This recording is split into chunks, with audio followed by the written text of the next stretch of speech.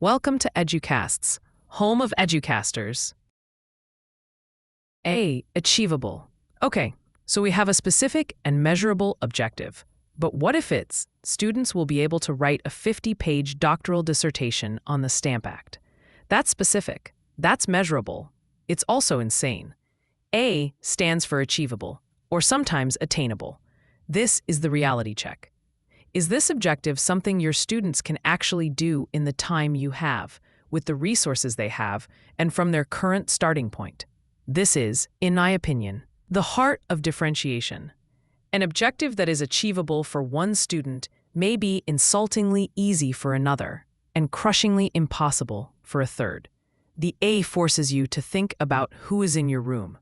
It's about hitting the Goldilocks spot. Too easy, students are bored. They learn nothing.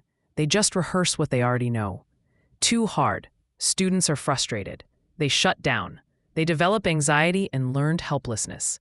Why bother? I can't do this anyway. Just right. This is the sweet spot. This is Vygotsky's zone of proximal development, ZPD.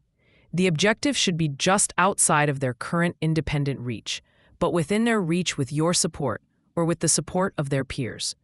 Let's go back to Miss Garcia's 8th grade history class. Objective. Students will be able to write a 1-paragraph summary explaining the cause and effect of 3 major British policies. Is this achievable? For her 8th graders? Maybe. But what about the student with a reading disability? What about the English language learner? What about the student who's already a history buff and read a book on this last summer? This is where the A forces you to plan supports, or what we call scaffolding. For the struggling student, achievable might mean the objective is modified. Students will be able to match the policy to its correct effect using a word bank. For the same student, the objective might stay the same, but the supports change. Students will be able to write the paragraph using a provided graphic organizer and sentence starters. For the advanced student, the achievable objective might be students will be able to and also evaluate which policy was the most significant factor in sparking the revolution, using primary source evidence. The A pitfall. The pitfall is the tyranny of low expectations. Out of a desire to be kind, or to avoid classroom management issues, or to get good grades on our reports, we can water down the A until it means everyone gets a participation trophy. We set the bar so low that students just step over it without growing. Achievable does not mean easy. It means challenging, but possible. It means rigor. True rigor isn't just more work or harder work. True rigor is the process of pushing students into that zone of proximal development and giving them the tools to succeed. Setting an ambitious, achievable objective is an act of respect. It tells the student, I believe you can do this hard thing. So we have a specific, measurable, and achievable objective. We're almost there. R stands for relevant. And this is the part that answers the single most terrifying, important, and honest question a student will ever ask. Why do we have to learn this? If you don't have a good answer to that question, your lesson is dead on arrival. Because it's on the test, or because I said so, or because it's in the standards, are not good answers. Relevant means the work has purpose. The learning connects to something meaningful. This can happen in 2 ways. 1. Real-world relevance, authenticity. This is the most obvious.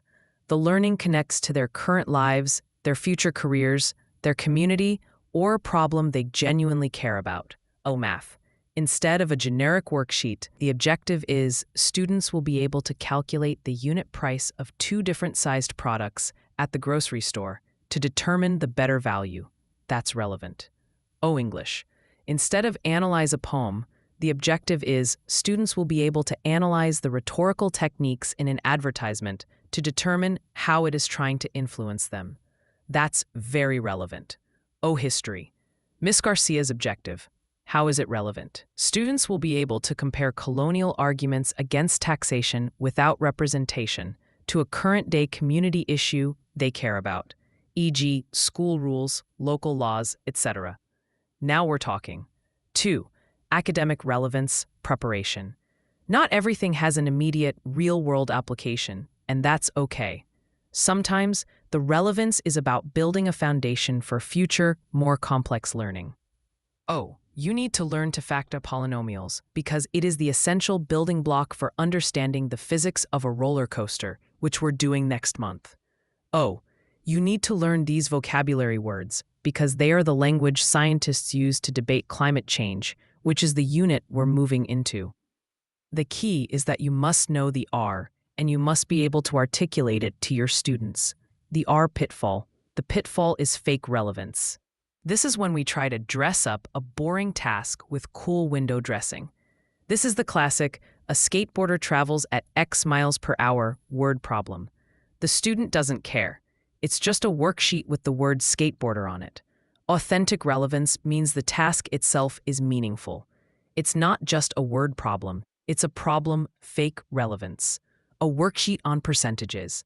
Authentic relevance. Our school is thinking of banning sodas from the cafeteria. Research the sugar content of 5 popular drinks.